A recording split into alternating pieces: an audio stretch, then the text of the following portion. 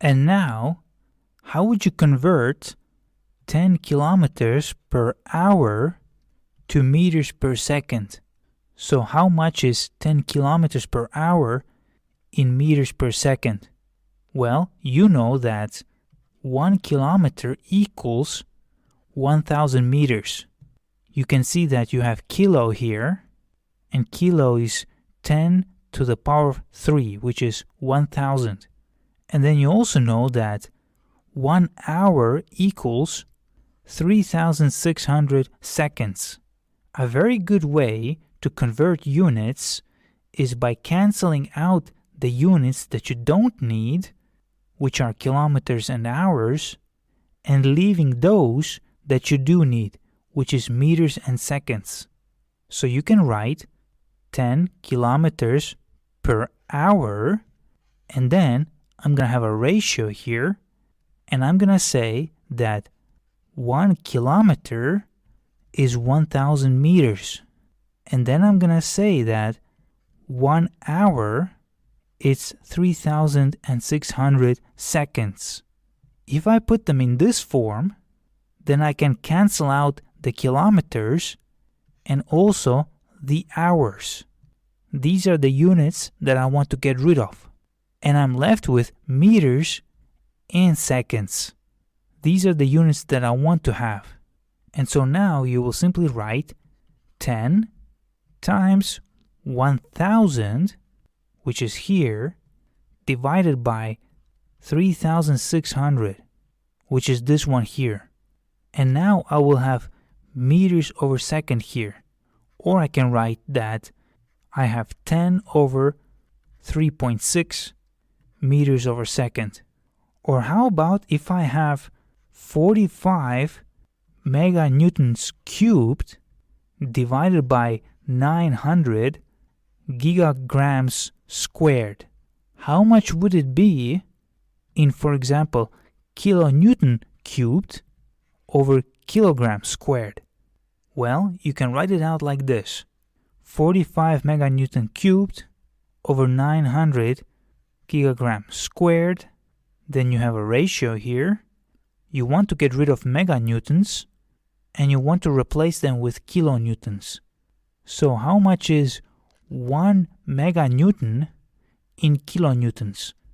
Well, 1 meganewton, this prefix mega here, it tells you that you have 10 to the power of 6 newtons. So like this. Or 10 to the power of 3 times 10 to the power of 3 newtons. Or 1,000, which is this one here, and then kilonewtons, and this kilo, it comes from here. So 1 meganewton is 1,000 kilonewtons. So that's what you will write here, 1,000 kilonewtons. But you have meganewtons cubed, which means that in order to get rid of meganewtons, you have to have 3 meganewtons in your denominator. So 2 more, 1 meganewton, and then 1,000 kilonewtons, and then 1 meganewton, and 1,000 kilonewtons. And now you also want to replace gigagrams with kilograms. Well, 1 gigagram, it's 10 to the power of 9 grams, or 10 to the power of 6 kilograms. So this kilo here, that's your 10 to the power of 3. And so you will have here 1 gigagram in the numerator and 10 to the power of 6 kilograms. But since you have kilograms squared, then you need to have one more ratio like this. Then you can cancel out all your gigagrams. So 1 gigagram, that's 10 to the power of 6 kilograms.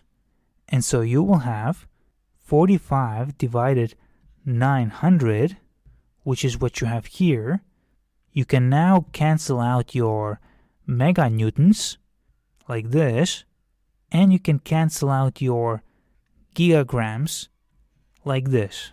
And so this 45 over 900, you multiply it by this ratio, 10 to the power of 3 times 10 to the power of 3 times 10 to the power of 3.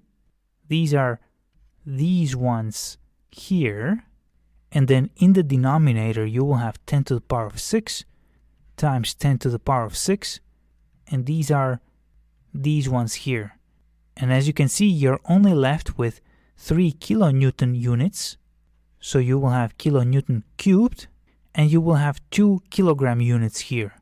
So kilograms squared. Because essentially what you're doing, you're multiplying your kilonewton units like this. Kilonewton times kilonewton times kilonewton. So obviously it's going to be kilonewton cubed. And the same thing here. You're multiplying kilograms times kilograms. So obviously it's going to be kilograms squared. And so if you calculate it all out, then essentially you can cancel out these 10 to the power of 3 exponents. And then I can cancel out this one. And this one will be 3. So I will have 45 divided by, and then instead of 900, I can write 9 times 10 to the power of 2. And then I have 10 to the power of 3 here. So 9 times 10 to the power of 2 times 10 to the power of 3. Then what I can also do, since 45 divided by 9 equals 5, I can cancel out 9. And then instead of 45, I will have 5. So essentially, I will have 5 divided by 10 to the power of 5, or 0.00005 kilonewton cubed over kilograms squared. When you follow this procedure, then it reduces your chances of making mistakes significantly. And so, in the next video, let me give you some exercises to do so that you could practice all that. Thank you very much. Welcome back. So let's now practice unit conversions. Imagine that you have a beam like this. It's an eye-shaped beam. You can see that it has 3 different parts. You have the dimensions of the beam here. All these numbers, they are all in millimeters. So whenever you see a 10, it's 10 millimeters. So the width of this plate, it's 10 millimeters. The length of this beam, it's 1000 millimeters. And then the width of this plate, it's 100 millimeters. Just like the height of this plate, it's 100 millimeters as well. And now this beam, it's made of stainless steel. And this beam is homogeneous. It means that it has constant density everywhere. So mass distribution is equal here. The mass of the beam is distributed equally inside the beam. The density of this stainless steel beam, which we denote with rho, it equals 8,000 kilograms per meter cubed. And again, it's homogeneous. It means that this 8,000 kilograms per meter cubed, it's like that everywhere. There are no regions here that are denser or less dense. It's uniformly 8,000 kilograms per cube meter. It means that for 1 cube meter of volume, you have 8,000 kilograms. So for example, if I have a cube and I have 1 meter here, 1 meter here, and then 1 meter here, then its volume, it will be 1 times 1 times 1 equals 1 cube meter. And if the density is 8,000 kilograms per cube meter, then that means that this cube is 8,000 kilograms. If instead of 1 meter, I had here 2 meters and then 2 meters and then 2 meters, then the volume of the cube, it would be 2 times 2 times 2, which is 8 meters cubed, and in that case the mass of the cube would be 8,000 kilograms per cube meter times 8 cube meters. The cube meters cancel out, and the mass is 8 times 8,000, which is 64,000 kilograms. So that's how you go from density to mass. And so here are the questions. What's the mass of the beam in kilograms on the surface of the Earth, Mars, Moon, and the Sun? Of course, on the Sun, the beam will melt, but let's assume that it doesn't. So remember, you have to express all the masses on all these different celestial bodies in kilograms. So that's question number 1. And then question number 2 is, what's the gravitational force that acts on the beam in kilonewtons on the surface of the Earth, Mars, Moon, and the Sun? And so you have 4 celestial bodies, the Earth, Mars, Moon, and the Sun.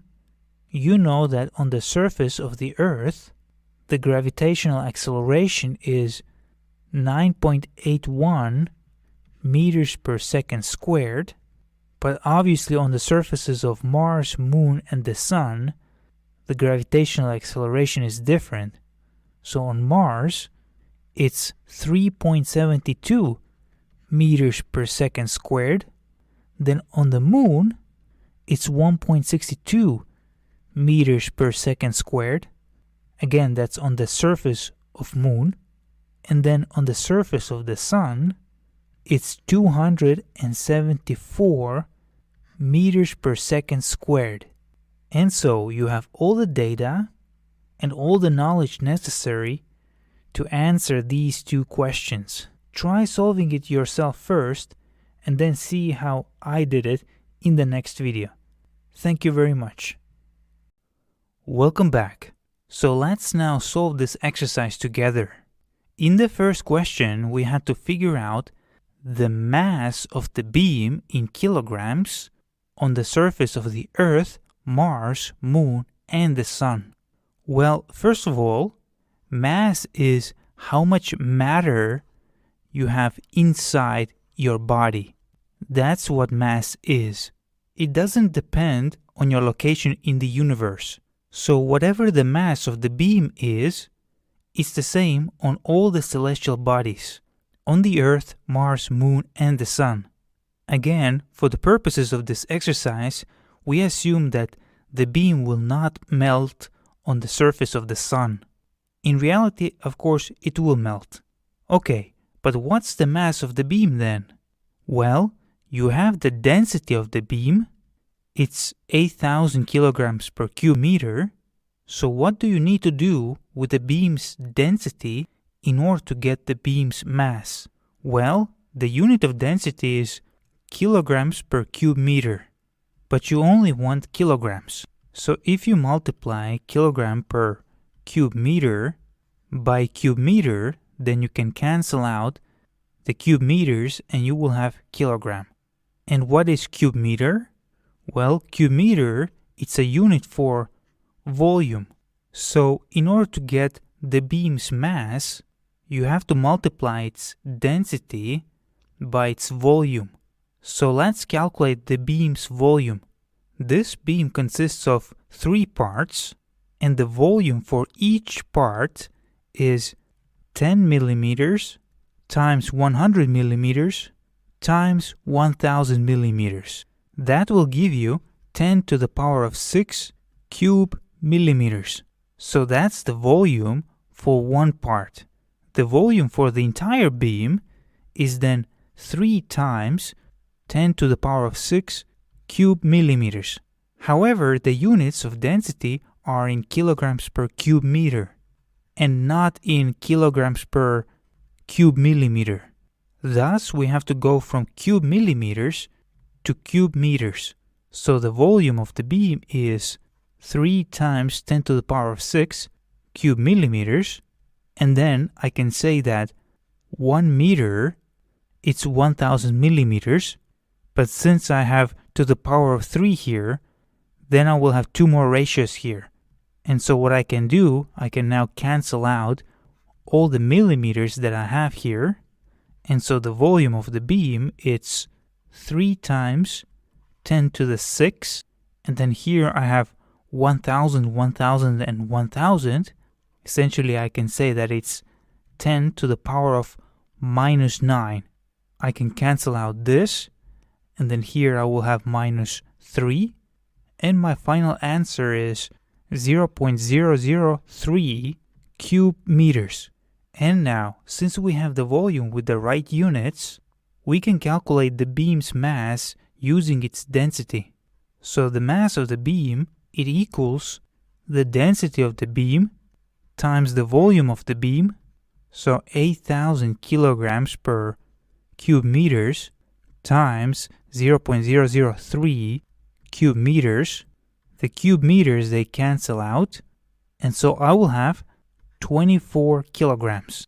And there you go, the beam's mass on all the 4 celestial bodies on their surfaces, and in fact everywhere else in the universe, it's 24 kilograms.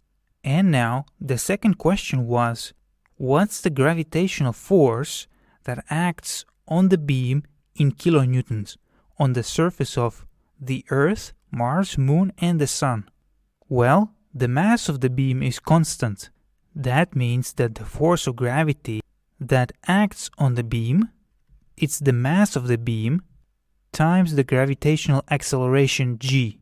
However, while the beam's mass is constant everywhere, the gravitational acceleration g is different depending on the celestial body you're on. Therefore, the gravitational forces will be different as well. Here you can see the gravitational accelerations on the surface of the Earth, Mars, Moon, and the Sun. On the Earth is 9.81 meters per second squared, on Mars 3.72 meters per second squared, on the Moon 1.62 meters per second squared, and finally on the Sun it's 274 meters per second squared. And so force of gravity on the Earth, it will be the mass of the beam times the gravitational acceleration on the Earth. So it's gonna be 24 kilograms times 9.81 meters per second squared. And that will give you 235.44 kilograms times meters per second squared. Then force of gravity on Mars, that's the beam's mass times the gravitational acceleration on Mars. So that's 24 times 3.72, that's 89.28, and this is the force unit. Then on the Moon, you have mass times g moon, that's 24 times 1.62, and that's 38.88, and again this is the force unit. And then on the Sun, you have mass times g sun, 24 times 274, that's 6576, and the force unit. Of course, you can also say that this force unit here, it's Newton. And this one as well, we can just say that it's Newton. This is Newton. And also this is Newton. However, you had to express these numbers in kilonewtons, not newtons. But that's easy. You simply say that force of gravity, Earth, that's 235.44 newtons. And then you simply say that 1 kilonewton, that's 1000 newtons. You cancel out the newtons like this, and you will have 0.23544 kilonewtons. And the same thing with Fg Mars, that would be 89.28 newtons, 1 kilonewton here, 1000 newtons here. You cancel out the newtons, And so that's your answer in kilonewton. And then Fg moon, that's 38.88 newtons times, and then this ratio, again you cancel out the newtons, and so that's your answer, 0.03888 kilonewtons. And finally, Fg sun, 6576 newtons times, and then the same drill, you have the same ratio, you cancel out the newtons, and there you have it. The force of gravity acted on the beam on the surface of the sun, it's 6.576 kilonewtons. And there you go, this is the answer for the first question, and then these are the answers for the second question. That's what I love about the SI units. It's so easy to work with them. You don't even need a calculator to do unit conversion. You simply multiply or divide numbers by 1000 or 1 million or 10 to the power of minus 3, depending on the prefix, and then it's just a matter of shifting the points in the right direction and by the right amount, just like we did it here. This point went to the left by 3 digits. Instead of 235.44, you have 0.23544. And very often they give you an insight of what you have to do in order to calculate something. So if you have density and the units are kilograms per cube meter, then already from the units you know what you have to multiply density by in order to get the mass. From the units you can see that you have to multiply the density by the volume of that object, and then you get your mass. That's because when you multiply kilograms per cube meter by cube meter, the cube meters they cancel out, and you're left with this kilogram, which is a unit of mass. So if you get confused in some engineering problems about what you need to do, then take a look at the units and they might give you some ideas on the steps that you need to take in order to calculate whatever you need to calculate.